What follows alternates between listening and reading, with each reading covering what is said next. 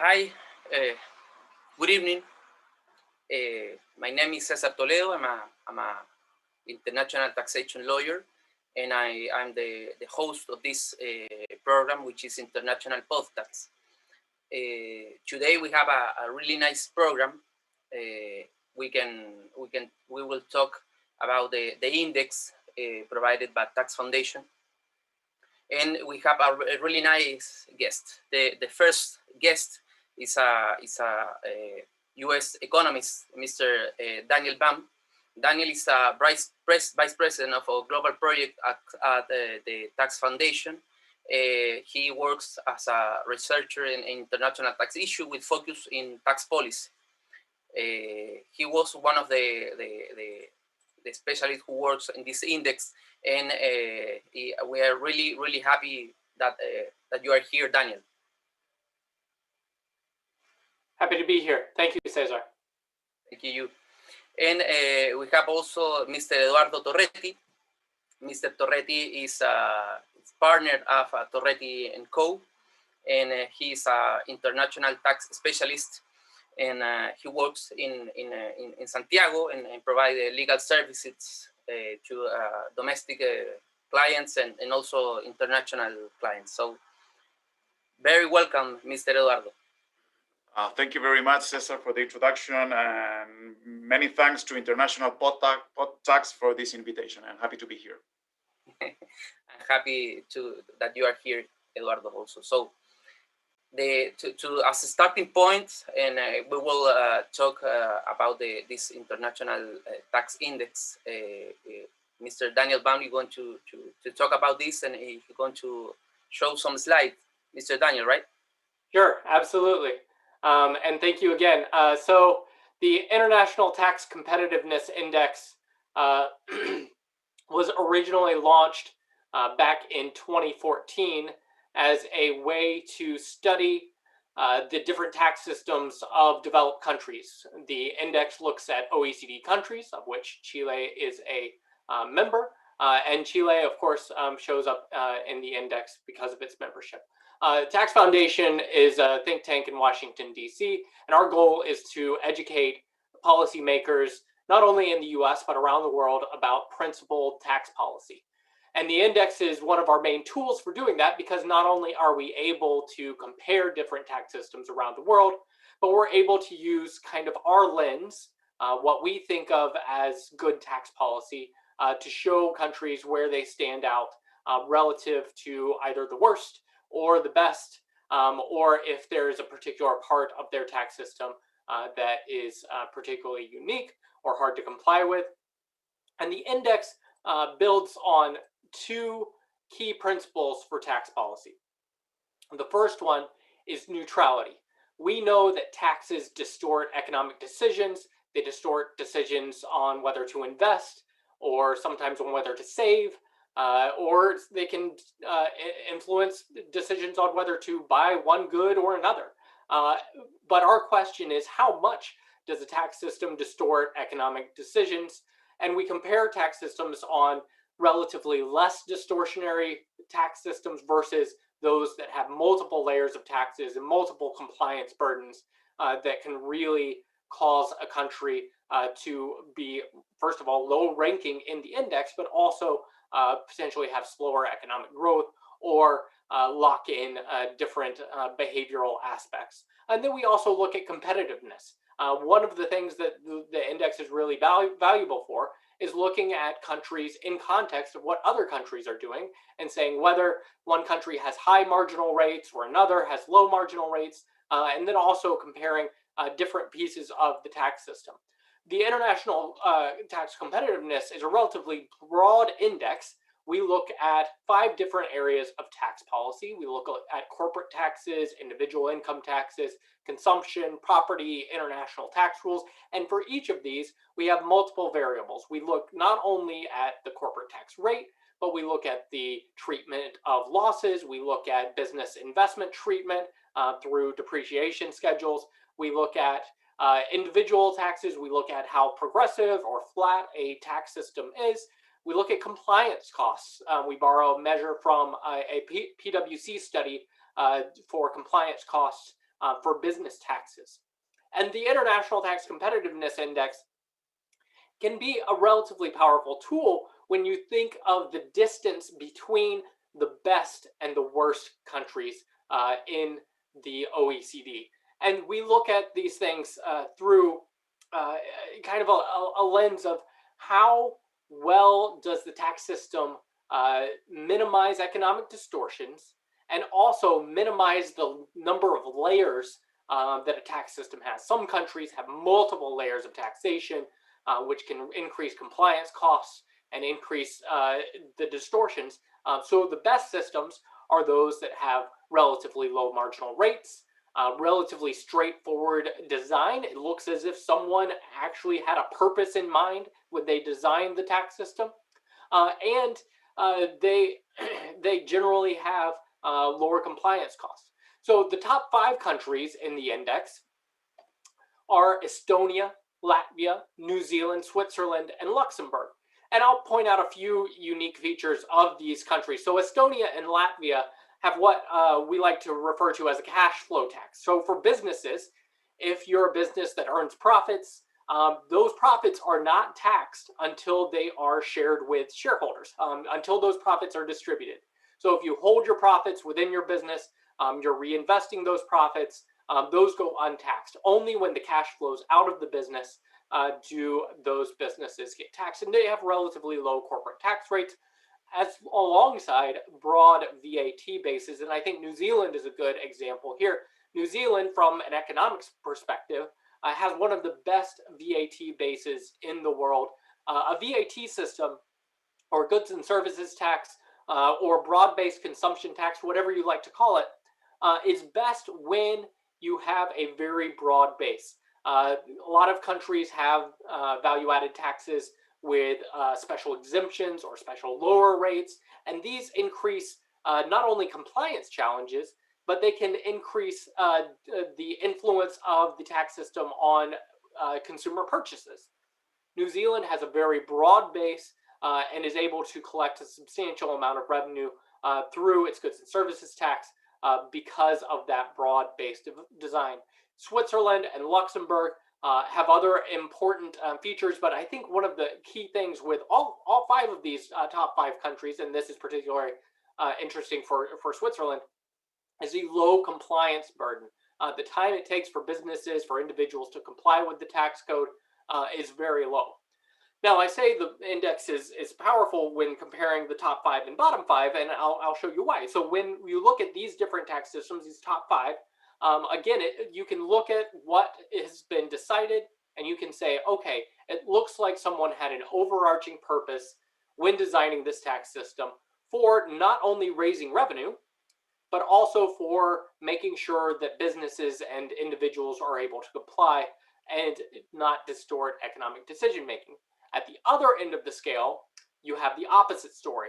So these are the bottom 5 countries in the index. You have France, Portugal, Poland, Chile, and Italy. And in each of these systems, you're going to find, especially on the property tax side, a lot of various different tools for taxing, in some ways, the same value. You might have a general property tax, and then on top of that, you might have a wealth tax. And then you may also have a real property transaction tax. You may even have, like France has, a financial transaction tax. And all of these different tax tools from the index perspective hurt the country's ranking, especially because each of those different tax tools can have different distortionary effects. And we're not saying you can't necessarily raise the revenue that you have through those different tools, but that it would be better to raise that amount of revenue through maybe one tax tool rather than 4 or 5 different ones. We recognize that different countries have different objectives, but we look at all these different layers of taxation and say that it doesn't necessarily make sense. Now, another thing that you find in a lot of these countries are not only multiple layers of taxation, but multiple layers of incentives. So instead of designing a corporate tax system with a main rate and depreciation schedules for different assets and losses and loss carryforwards or loss carrybacks, a lot of these countries have patent boxes, special lower rate for certain types of income, R&D tax credits, And from our perspective, it would make sense to design the corporate tax system with just any business activity in mind and not try to specialize the tax system for particular activities. Now, for Chile, as you can see there, ranked 35 out of 36. This covers the 36 OECD countries. For Chile, here are a couple of the different aspects of the Chilean tax system. These would be familiar to you, of course, Cesar and Eduardo, but for our audience, just running through some of these things. Now, some of these are strengths. Some of them are kind of middle of the road indicators of just where the tax system is. But then others are just real weaknesses when it comes to the International Tax Competitiveness Index. So the 25% corporate tax rate, that's just a little bit above the OECD average, not too far out of line with other OECD countries. The unlimited loss carry forwards for corporate taxes is an efficient way to design a tax base so that you are kind of balancing things over the business cycle so that when times are bad, those losses get carried forward against profits when times are good. That doesn't mean that there are no corporate profits to be taxed, but it means that it's going to be counter-cyclical, which is a good thing for a corporate tax system to be. We see that labor and consumption taxes are incredibly complex. Something like more than 100 hours on average to comply with labor taxes in Chile. These are labor taxes that fall on the business to collect and remit. So the Social Security and different contribution types, payroll taxes. And then Chile has a worldwide taxation system. So when it comes to international tax rules, Chile, I believe, is the only OECD country that taxes business income at the same rate and base, regardless of where that business activity is in the world. Most countries have moved to what we call a territorial tax system that allows businesses essentially allows businesses to bring foreign profits home without additional tax. Now, I'm going to talk a little bit about my home country just for context on what might change, or how different countries may adopt different systems and things like that. So the U.S. Is ranked 21st in the index overall. Again, a corporate tax rate. This is combined state and federal corporate tax rate of 25.76. But we have immediate deductions for machinery and equipment. Chile has very long depreciation schedules, which kind of biases against investment. But the U.S. adopted this immediate deductions for machinery and equipment as kind of a pro-growth, pro-investment measure for the tax system in the U.S. We have a relatively high top personal income tax rate at 46%. And then the U.S. also has one of the highest real property tax burdens in the OECD. Now, we don't have a wealth tax currently. Who knows if we will adopt one in the future. But the real property tax burden, this is a tax that is normally developed and enforced by local governments. And this is a funding mechanism for the public school system in the U.S. A lot of times it's the main or the largest source of funding for school systems. And it's one of the highest among the OECD countries, this real property tax burden. Now, the U.S. rank improved after tax reform. Previously, we had ranked 28th on the index. That was the 2017 rank for the index. But after the adopting tax reform, we improved the corporate rate. We have immediate deductions for machinery and equipment. And we adopted a territorial tax system. We made that transition from the worldwide system to a territorial system. And I think it's worth also commenting before I close off my comments and hear from Eduardo, and then we move into the later discussion, is, of course, we just had an election, and there were different views of tax plans and things like that. So one thing that I did with the index is I tried to look at the different plans from the Biden campaign and see how it would change the U.S. ranking. And it turns out that it would kind of reverse a lot of the progress that was made in Tax Cuts and Jobs Act. The federal corporate tax rate might go up to 28%, increase the top personal income tax rate to the pre-tax reform level, higher taxes on dividends and capital gains, and the U.S. rank would if Biden were able to get all of his tax proposals adopted, move back to 30th.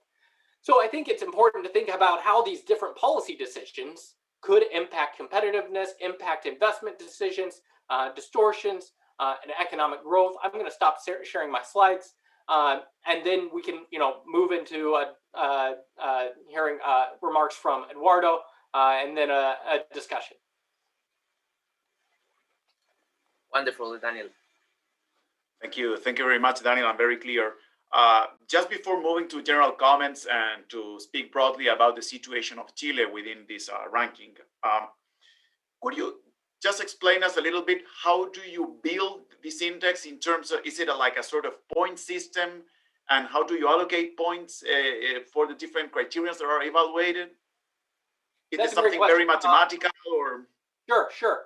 So for every subcategory, like say for corporate taxes, I think we have 8 or 9 variables for corporate taxes. And within that grouping of variables, we have, these sub-indexes. So we have something for the corporate tax rate. We have something for the tax base, which includes the different depreciation schedules.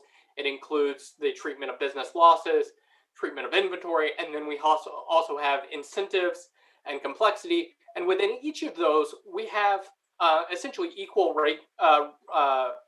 weighting of the different variables.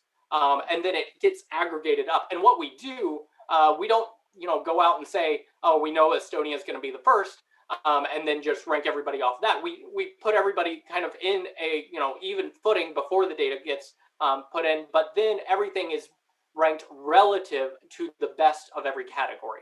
And when you have everything relative to the best, and Estonia happens to be, at the top of the category, that's how you get these relative rankings. So essentially, Chile ranks 35th relative to Estonia. We don't have this absolutely perfect tax system in mind. We just take what is out there and rank things relative to that. Is that helpful? Sure. And one last question about the construction. How spread is the difference between the first and the last one? Meaning it's just a ranking from 1 to 36, or in between there are some differences, because sometimes being the number 35th might be a little tricky, because probably from number 10 to 35 the differences are very little. Yes. So how worried should we be in the Chilean system, since we're not, it's not great news to be ranked in number 35. Is it very spready in the last part, or there are huge differences? So we do, the ranking comes after we do a score. The score runs, I'm double checking here, runs from 100, which is Estonia, all the way down to, I think, the mid 40s. So Chile's score was about 46 out of 100 points in the 2020 version of the index. Now, the distribution certainly is concentrated kind of in the middle. There are a lot of countries with scores in like the 70s and 80s. And it's, it's not a perfect curve, but it's essentially that. So you have Estonia, Latvia, New Zealand, Switzerland way over here, then a lot of countries in the middle. And then Chile, Italy, France, those countries are essentially out at the far end. I think all of those countries have scores below 50. Sure. And since when we have been evaluated in this ranking? Since its very beginning in 2014, or? I believe Chile was part of the original ranking, but every year we are always updating little bits of data or methodology, and every year we take the latest methodology and we do what's called a backcast. So we look all the way back for all countries with the current methodology. Sure. Well, I have a general remark to start with after these questions that pointed to the methodology. I'm not surprised with the Chilean ranking because, first of all, in the last, I would say, starting in 2012, and mainly from our tax reform we had in 2014, then 2016, and now again in 2020, I would say all these tax reforms brought additional complexities to our system. we are, and we've been in the last, I would say, 8 years in a very strong political discussion. And when you have, political movements all around, you always talk about taxes, and taxes is a very sensitive thing, right? In public policies in general. And we had two governments of different political, wings. So all this tax discussion has been over and over for the last years. And I would say for the size of our economy and our market and the Chilean diversity that we have, economic diversity, if you go and talk to different, serious policymakers and economists and lawyers, I think you will have a common answer that our tax system is far too complex for our reality. And sometimes, and after we went inside the OECD, I think we were a little innocent, I would say, and to pick up certain specific policies and tax, policies, and sometimes they don't, or they were not designed or drafted for the Chilean reality. And sometimes with a goodwill, I mean, with trying to be a good student and making a good effort, sometimes for the Chilean reality, we have picked things that are too complex for our economics, volume and our side, for our auditors and for our professional reality in terms of professional services and tax auditors. I mean, from Sorry, Eduardo, when you say our reality, you mean the economic. Because I mean, I'm going to this point. I'm not surprised, and please, Cesar and Daniel, I would like your opinion on this. I'm not surprised if you go to the top 5 that you would see in general small economies, right? Yeah. Small economies in terms, well, I'm not a huge economy. I'm not perhaps full of natural resources. I don't have all the multinational companies coming to invest in my domestic economy. So why should I, put things too complex? Perhaps I should try to make things easier and have a very raw taxpayer system, not necessarily in the terms of the tax rate, but in terms of, the tax administration, in terms of the complexities and so on. So if you compare Chile to Switzerland or to New Zealand or perhaps to Australia, these are economies that we would like to be compared with, right? We don't compare ourselves with Germany or with Spain or with the US, huge domestic markets, a total different reality from ours. But we do want to be compared, perhaps with Portugal. Portugal is not doing very well in this ranking as well. But then, so I think that we are sort of, picking different policy regulations in terms of taxes for economies and jurisdictions that are not the ones that have our local reality, and that would be my point.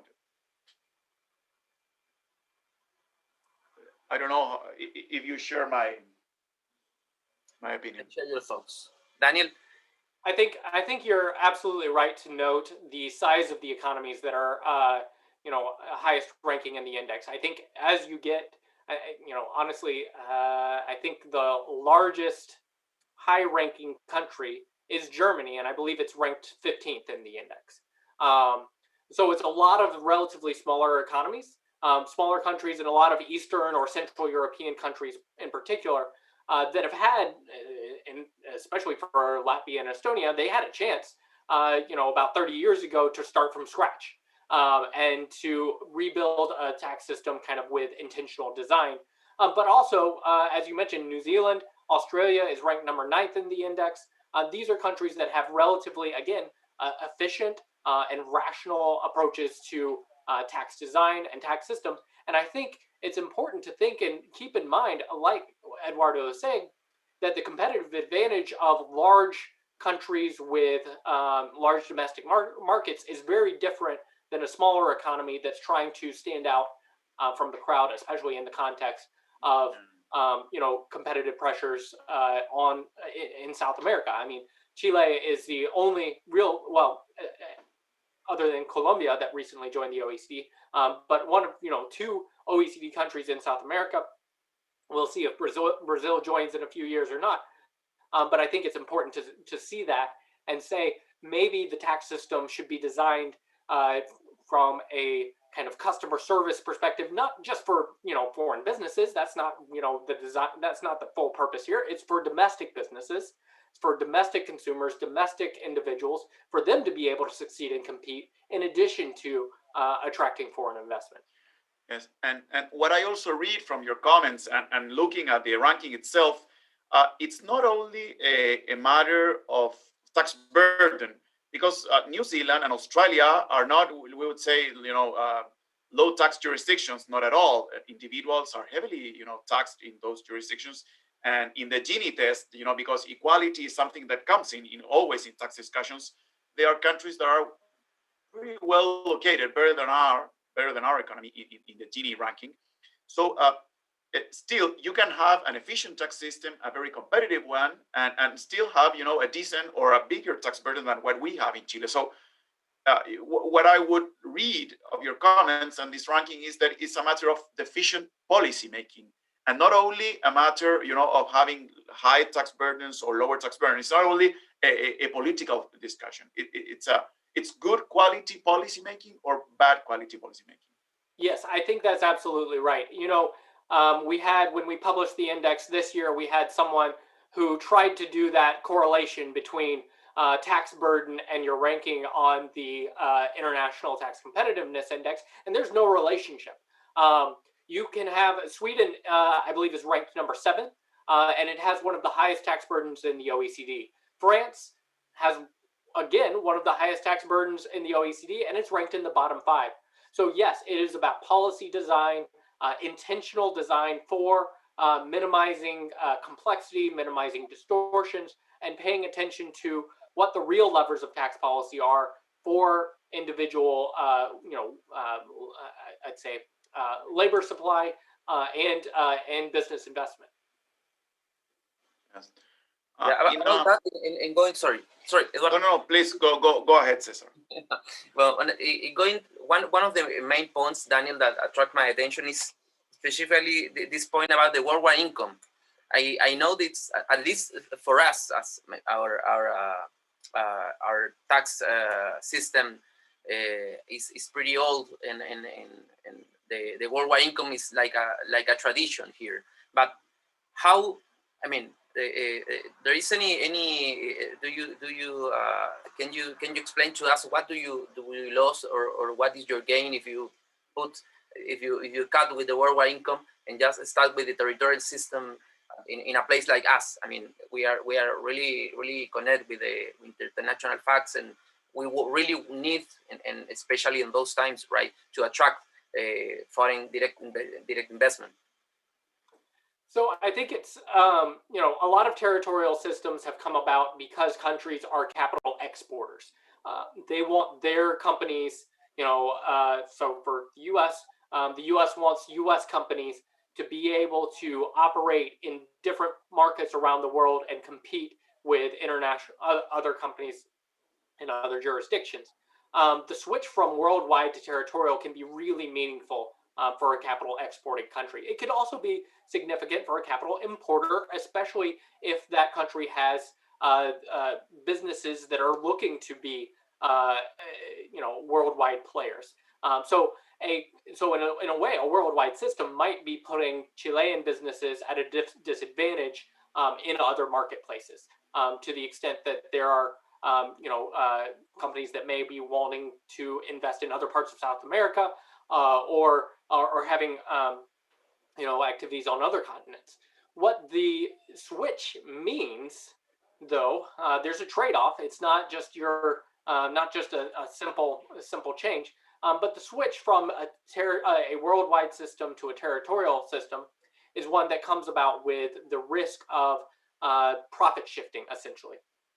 So if you say to Chilean businesses that if you have profits anywhere outside of Chile and you send dividends back to your Chilean headquarters, there won't be an additional layer of tax, then there's a potential for those Chilean businesses to set up all their foreign operations in a very low tax jurisdiction and then send those dividends back to Chile. So there's a challenge with designing anti-base erosion rules, which the OECD has had a whole, almost a decade worth of work on, to build in kind of defense mechanisms against that. But essentially, it would allow businesses in Chile to be able to operate foreign subsidiaries in, Australia or Brazil or wherever, to be able to say, we know that we can send, whatever taxes we pay in this foreign location, once we send those dividends back home, there's not an extra layer of tax. So if you're operating a business in a jurisdiction that has a 15% corporate tax rate, there isn't the top-up tax when it comes back to Chile. And I think that's one of those things that creates kind of neutrality. So the foreign business, the Chilean business's foreign subsidiary would be competing on an equal footing with domestic businesses and whatever that other country is, and not have to worry about the increased tax cost of the profits being sent back to Chilean shareholders. Let me just explain what happens in reality with Chilean companies that go to invest abroad. Direct investments, setting up subsidiary companies, and so on. And from this point of view, if you compare Chile in a worldwide scenario, we are not a capital exporting country. But if you go to Latin American reality, we are. You have many Chilean companies that, since the size of the Chilean economy is not too big as compared to Peru, Colombia, Argentina, Brazil, and so on. So you have lots of, for the last 20 years, Chilean companies going, to look for more market in the continent, in our subcontinent, Latin America. And from this point of view, you do have neutrality in general. In what term? When dividends are brought back to Chile, the amount of taxes and the right of tax credit that you have, and then it normally totally offsets the local corporate tax rate. So you don't end up paying taxes for the repatriation of these dividends. But however, so I would say, if you go to the big numbers of tax authorities, they will not see a lot of taxes paid due to offshore dividends, right? Dividends brought from offshore. So, but then the complexities of those audit processes and the number of hours that they imply for tax administration and for the taxpayers are huge. And every time that you want to offset a local tax with offshore credits, you do have a tax audit. You always have, and the amount of documents and time and so on, it's increasing, and it's amazing. I mean, so it's very inefficient. And since you don't have tax recollection on the one hand, and you are spending lots of time from both sides, taxpayer and tax authorities, it doesn't make sense at all. And you could, as Daniel was explaining, and we've seen this in the case of the first countries that moved, to exemption system and not credit systems, the Netherlands, Belgium, the UK, and so on. You do have policies and rules where if you're bringing dividends from low jurisdiction taxations, then you may have your tax, right? And the point is, where do you put the threshold? And that's it. And that is something that you can discuss. But the situation we're having in Chile, it's totally nuts. And that's my point of view. Yeah, and I think that's important to consider whether that design decision, the credit system versus the exemption system, would be able to really switch the challenge from the auditing and the complexity to be able to get those credits to something that's just more straightforward. Yeah. I mean, even the Germans did. So right. That was, for I know, one of the last European countries that moved from the credit system to an exemption system. So I think that's something that should be, looked deep into.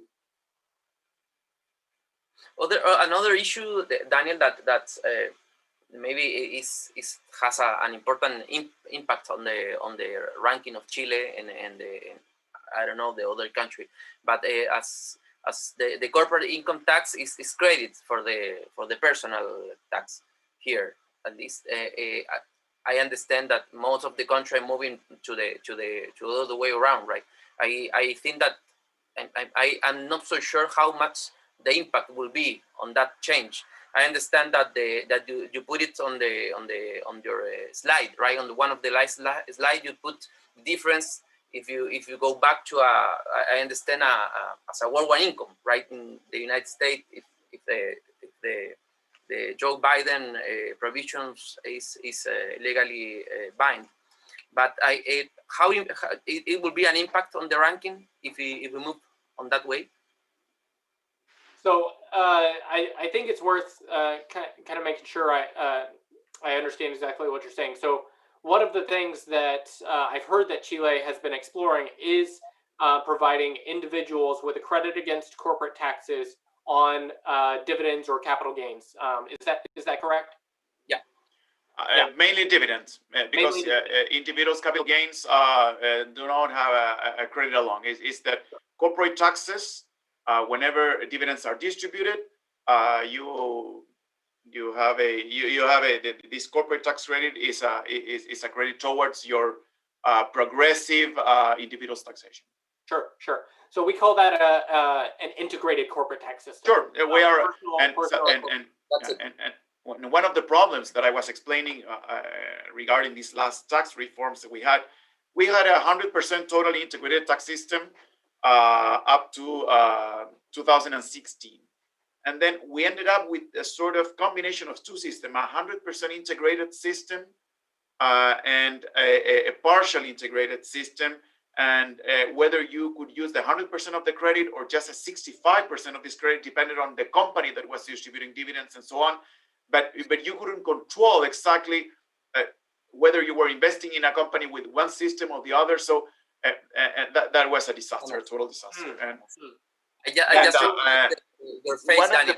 Even for us, it's really complicated to explain this kind of thing. And the other is especially if you have it's different if you have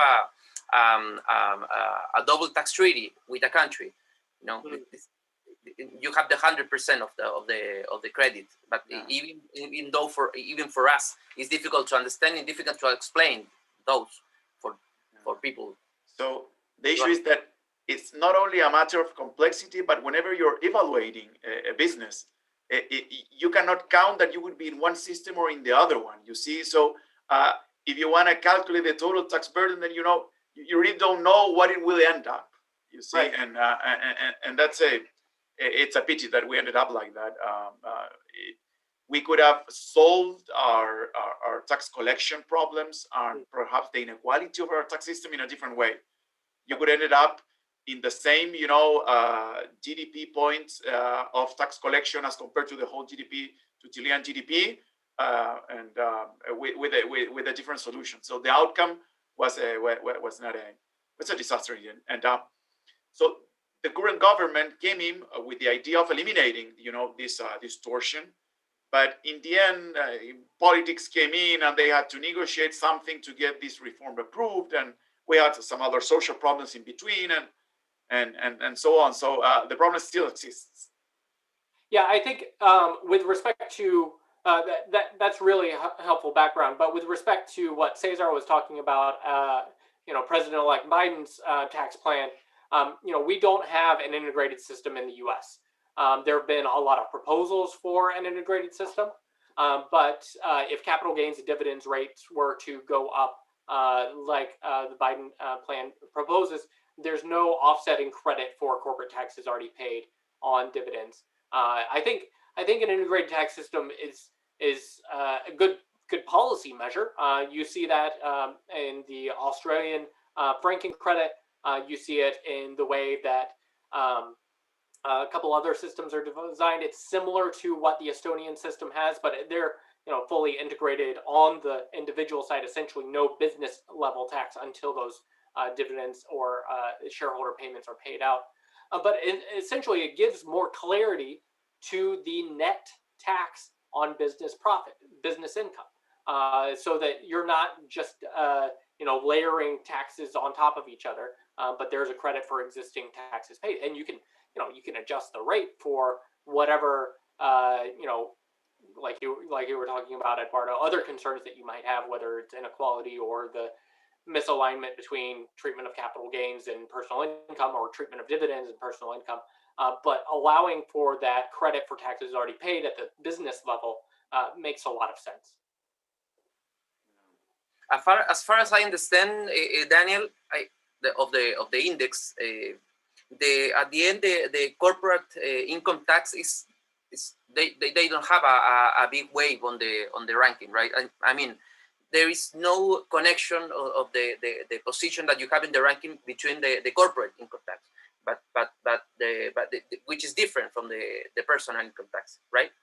So I would say the rate itself, the corporate tax rate itself, doesn't have a whole lot of weight in the index, and that's just because it's essentially one variable out of a lot. And since every variable is essentially treated equally, then just one variable doesn't do a lot. What I would say is very important, and you can see this in a lot of the variables in the index, is tax-based design. And on corporate taxes, Chile ranks rather poorly on business investment treatment. So for a business that's going out and purchasing machinery or new properties or building a building, Chile's depreciation schedule, the straight line depreciation, 40 years for a building, 15 years for equipment, those depreciation schedules are significantly longer than what you see on average in OECD countries. And Chile does not provide a deduction for acquired intangible assets. So if a Chilean business were to go out and buy a patent, there's no cost write-off for that patent. And that's very out of line with other OECD countries. From an economist standpoint, the best treatment of business investment is what we call full expensing, immediate cost deduction, not having to deal with 40 years or 25 years or 15 years, but immediate cost deduction. And that's because the timeline over which you're doing those, 15 years worth of deductions, inflation is happening. There's other business investment opportunities that you could be investing in, but rather you're slowly writing off the value of these assets. Yes. So a lot of countries, particularly with intangibles and equipment and machinery, have provided very quick write-off systems, either immediate deductions or maybe 5 to 10 years. Some comments for this. In this last tax reform that was approved in February this year, 2020, for small and medium companies, we do have an immediate depreciation system that should work very well. I mean, we would see because it's still the next tax return that with this will be applicable is the current calendar year, right? Fiscal year. But in the midst of the pandemic, one of the measures, I'm pretty sure that Ministry of Finance had this point very clear, what Daniel was explaining. One of the first measures that they approved in Congress, and it's valid right now, is 100% depreciation of all the assets invested in, but only within a frame of time that ends in 2022. So it's a way of, let's say, a reactivation measure, yes. And it would be very interesting if we could discuss what would be the tax recollection consequences if we have this as a norm, as a permanent rule, and not only as a pandemic rule. That's one comment. And the second one, is like our depreciation system, the normal one is outdated because it was designed for an industrial economy, right? Where you bought machines and where you build, premises and so on, where hard assets, fixed assets, where, the generating income, assets. And in digital economy, more or less, everything is right, intangible assets, right? This is what makes you earn money today. So I'm pretty sure that that's something that we should check and move towards. That was also, do you have any idea of if this measure about the tangible assets and it's working right now? I mean, do you think that the investor, both domestic or international, it's something that we will have to assess and value probably next year after this first closing in December 31st in our fiscal year. And so I don't have a clear answer to your question right now. But what I do understand is that this was a big discussion in Congress, in our Senate, because government wanted to push for a broader intangible depreciation system, and the opposition wanted, a narrower depreciation. So we ended up with let's say something midway. And we will see how many companies will use it and so on. That would be something very interesting to check later on. What was the economic consequence it generated, right? To see if we could extend that policy. Probably that would be a discussion for next government and next Congress. But not everything is bad news. And here I have here a second good news, and is that before starting this podcast, we were having an internal discussion with César and Daniel, and Daniel was explaining to us the importance of the tax base and how probably the one of the aspects that led to the lower qualification that Chile has in this index is our tax base, our corporate tax base. It is too broad. And from that point of view, one of the main aspects of this tax reform that entered into force in February this year is the definition of the expenses and which are the requirements for having a deductible expense. And we came from a very broad, let's say not broad, sorry, the opposite, a very narrow definition, where a deductible expense was defined as something, a sort of expense that had to be totally indispensable, and meaning, for instance, that the annual celebration of a company, when the money that you would spend, right, in this lunch, in this closing lunch and so on, would not be considered a deductible expense because it was not indispensable. And now we move to a definition that is very close to what Australia has in its tax code and what New Zealand have in their tax code. We had an earlier conversation with people of the Ministry of Finance and tax authorities that intervened, in this drafting of this new concept of deductible expense, and they told us that they look very deep in these two definitions, New Zealand and Australia, and where we have today would be more or less like a sort of combination of those two pieces of legislation. And tax authorities also they published the ruling that refers to this tax amendment, and there's also an enormous number of elements in those rulings that tend to think that, at least in this aspect, in this particular point that Daniel was explaining, that is a very important one within the ranking, we should have better news for next rankings. Yes, so I think you're absolutely right. We have so some of the data that we use in the report, we develop in other reports throughout the year. And one of the reports that we develop throughout the year is capital cost allowances, these investment depreciations, and we put that report out every spring ahead of the international index. And I think noting what you just said about the, like you said, a relatively narrow depreciation allowance for intangible assets, and then the temporary 100% depreciation. I think those are valuable things.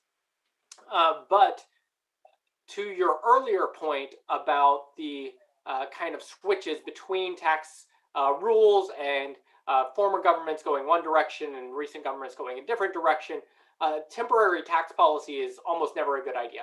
And it's not really, I would say investment allowances aren't necessarily a good stimulus tool even.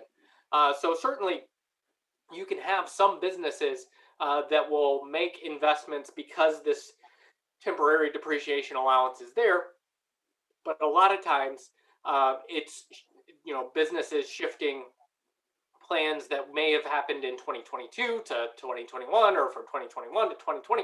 So you're not necessarily increasing the overall level of investment in the economy.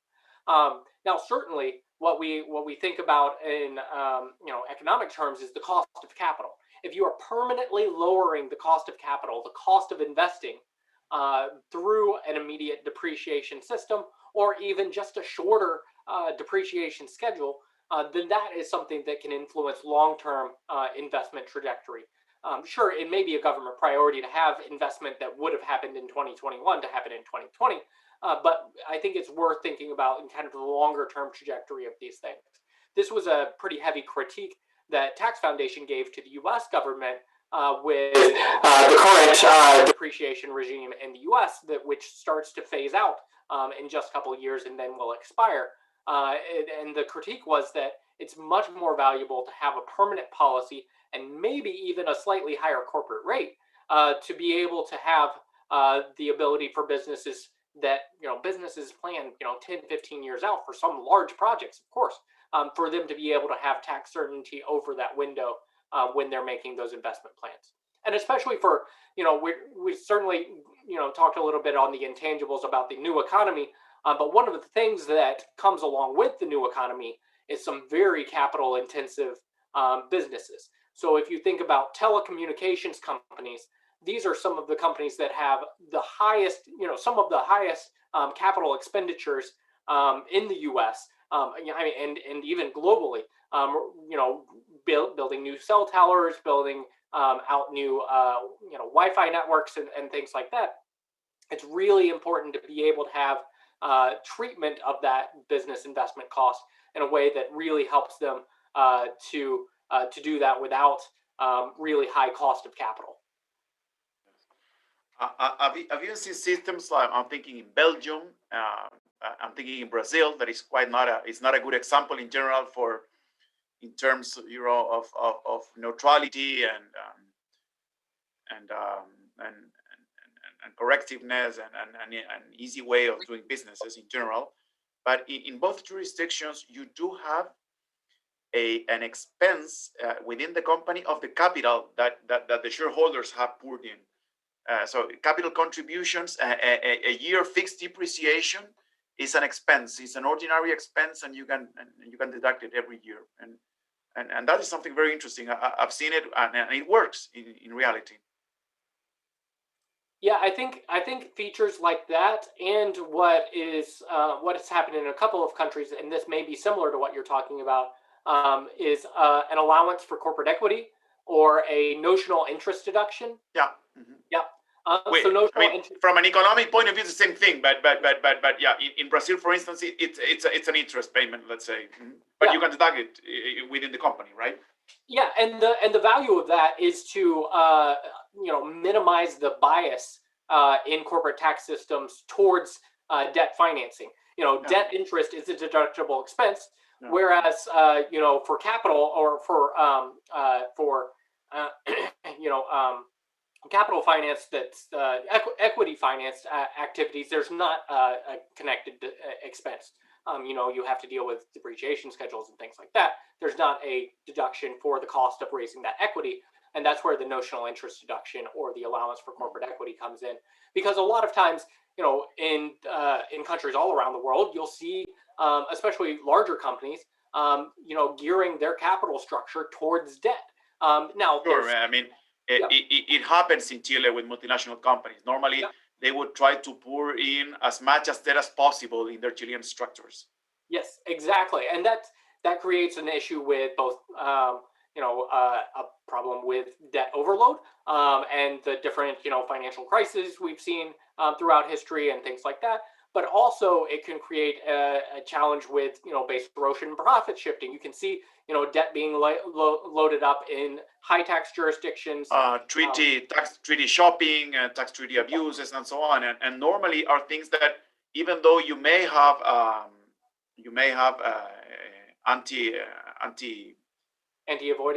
anti-avoidance rules, always authorities are behind, right? So you can never expect that these rules will take tax planning away, and that people will only, due to these rules, capitalize fully their Chilean subsidiaries. I mean, that's right. And I think it's important that the different debt and equity biases that you see in tax system, different companies are able, certainly larger multinationals may be able to load up on debt, but more entrepreneurial growing businesses, they're having to go to either local venture capital or going to their own bank accounts to be able to fund these different types of investment, and to minimize any tax burdens or I'd say tax barriers to growing companies is really valuable. Yeah, very, very, very interesting. Daniel, what would you say that it are in a general point of view, from Chile perspective? I mean, you think which are the problem that the Chilean tax system has at this time?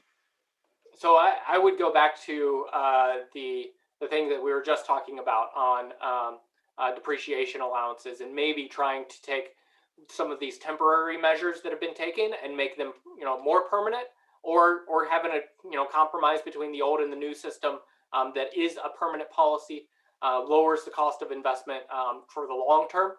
I'd say, one of the things that shows up in the index, and this isn't our measure, this is a measure, a survey measure by PwC, and I mentioned this in my initial remarks, is just the compliance costs.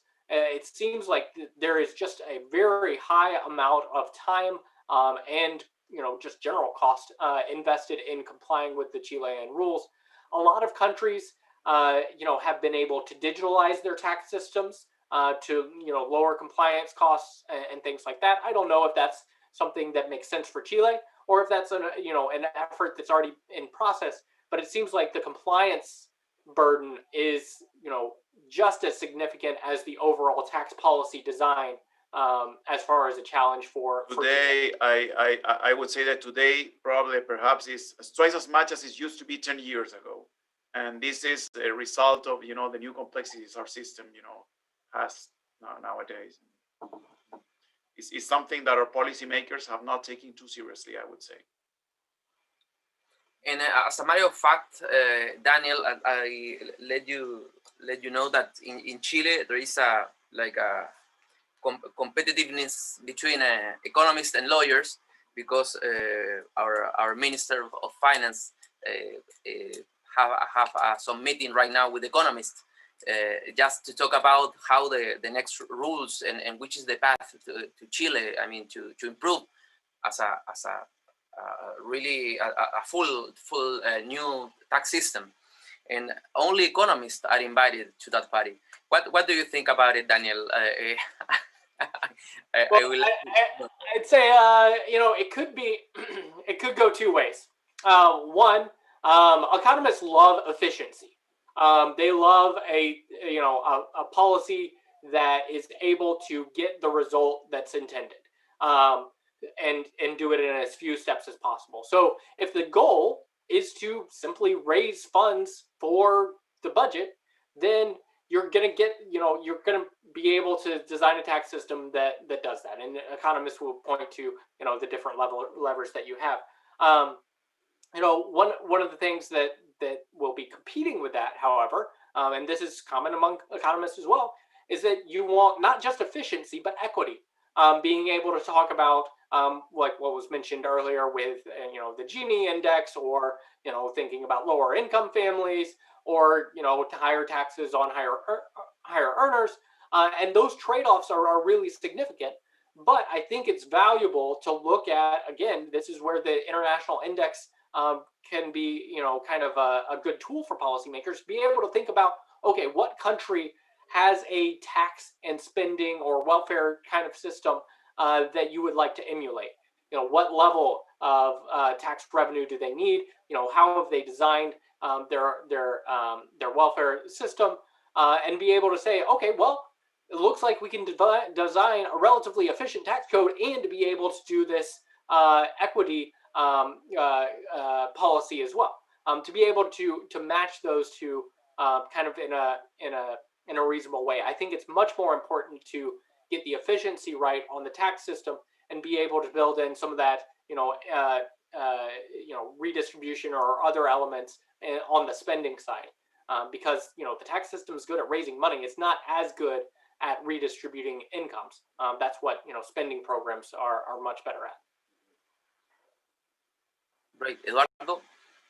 No, actually, what Daniel was explaining, I've had discussions with economists, and this is not really a tax discussion, but rather a full policy-making discussion.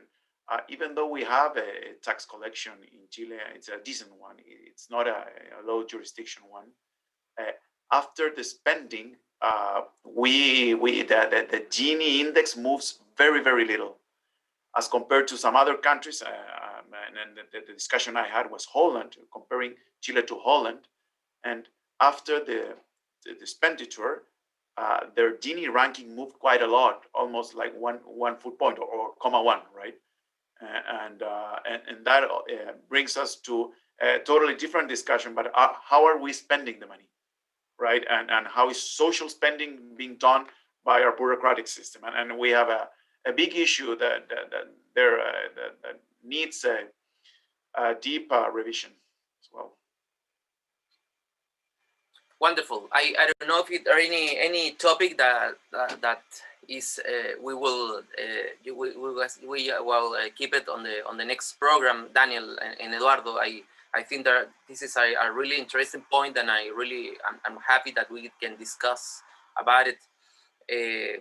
So I just want to say thank you, Daniel, and many thanks for all your effort, your time that you spend with us, and Eduardo also many thanks. From my side, I really appreciate all your time, guys. Many thanks. It was wonderful for me. Thank you, Cesar. It was very enjoyable. Thank you. Same for me. Thank you very much for this interesting conversation. Okay. Thank you, and thank you all, guys. Many thanks and let's see in our next show, next program. Many thanks.